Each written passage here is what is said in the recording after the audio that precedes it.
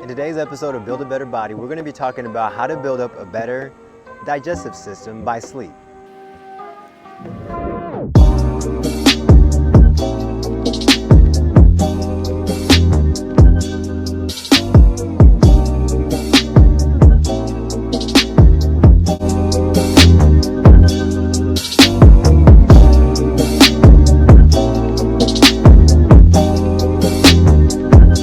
Welcome back, my kings and queens, my lords and ladies. My name is Michael here with Build a Better Body.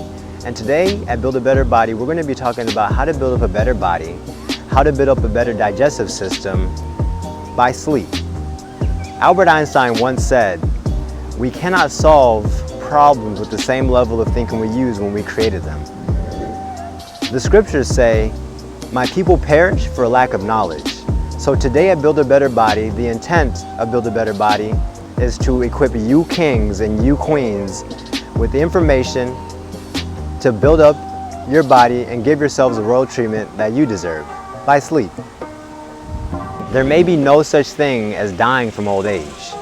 In an experiment where 42,000 autopsies were done, it was discovered that 100% of each and every single person who lived past the age of 100 in this experiment, even though they were deemed to be healthy, at the end of life, according to their physician, they were found to all have died from some kind of disease, proving that these people didn't just die because of old age. Now, the scripture says, when it comes to sleep, and sleep being a treatment, sleep being the royal treatment that our bodies deserve in order to build up a better digestive system, to build up a better body, the scripture says, "It is vain to rise up early and to go to sleep late, eating the bread of anxious toil, for he gives sleep to his beloved." Sleep is a gift to you kings and you queens. So take it up. The science also says that our digestive system is impacted by sleep. Now let's understand our digestive system. We have the mouth, we have the stomach, we have the intestines where food is absorbed. And then we have all the billions and trillions of cells in our body where food is absorbed. It might be smaller, but food and nutrients is absorbed. So our body digests as a whole. And when it's finished digesting, when it's finished doing work, it releases filth that needs to be cleansed, that needs to be pushed out.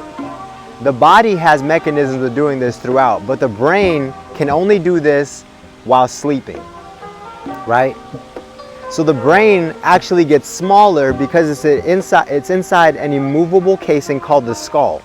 So it actually shrinks a little bit each and every single night, and it's pumped through with cerebrospinal fluid as you sleep to cleanse itself and to restore the potential for you to do work the next day, to restore and put itself in a position to do work. There have been a few things that we have discovered through science.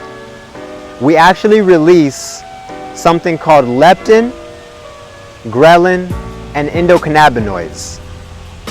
Leptin tells the body that I'm full. Ghrelin tells the body that I'm hungry. And endocannabinoids tell the body that I have the munchies.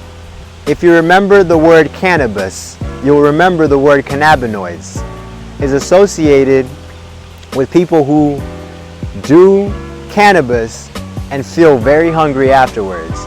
So our body has a mechanism of saying, I'm hungry. What we've discovered through science is that a lot of people used to believe that when you sleep, you're conserving energy. But if you were to stay awake for 24 hours and not to go to sleep one time, you'd actually only burn an extra 100 calories of energy. Because sleep is a very active process. Your body is very active while it's sleeping.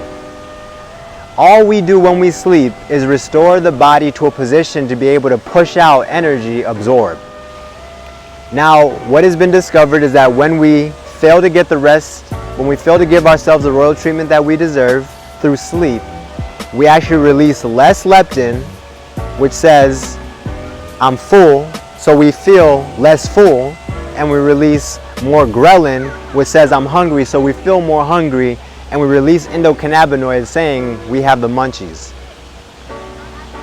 In an experiment done by Van Carter, it was discovered that when they took a particular group of people, put them in a hotel, and exposed them to the same amount of work each and every single day, that when they went to sleep for 8.5 hours, they ate 300 less calories than they did in the weeks that they slept 4.5 hours each and every single night for 4 nights, which amounts to 17,000 calories each and every single year, which amounts to 10 to 15 pounds each and every single year.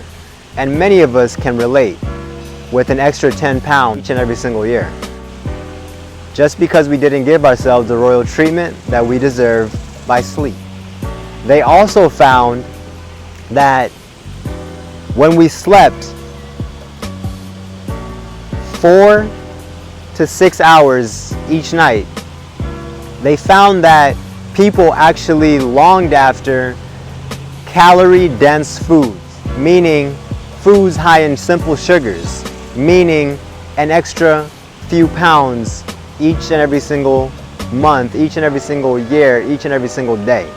People who slept between 4 and 6 hours each day actually lusted and wanted more foods that amount to about 600 calories each and every single day. The science also says when it comes to digestion, when we fail to sleep, it has also been found to be linked with the amount of insulin that we actually produce, which decreases with less sleep, and the amount of insulin that our body is receptive to, which actually decreases with less sleep.